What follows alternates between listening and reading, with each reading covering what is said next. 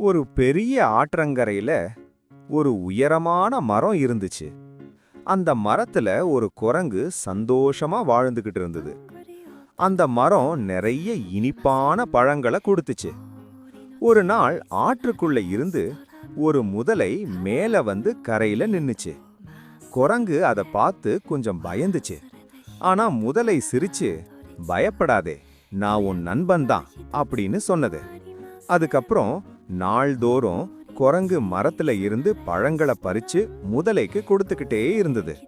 முதலையும் அந்த பழங்களை சந்தோஷமா சாப்பிட்டுச்சு. இருவரும் நல்ல நண்பர்களா மாறிட்டாங்க. ஒரு நாள் முதலை வீட்டுக்கு போனப்போ அதோட மனைவி கேட்டுச்சு, இந்த இனிப்பான பழங்களை எங்கிருந்து கொண்டு வர்ற அப்படின்னு. முதலை சொன்னது, ஆற்றங்கரையில இருக்கிற ஒரு குரங்கு நண்பன் தான் அப்படின்னு.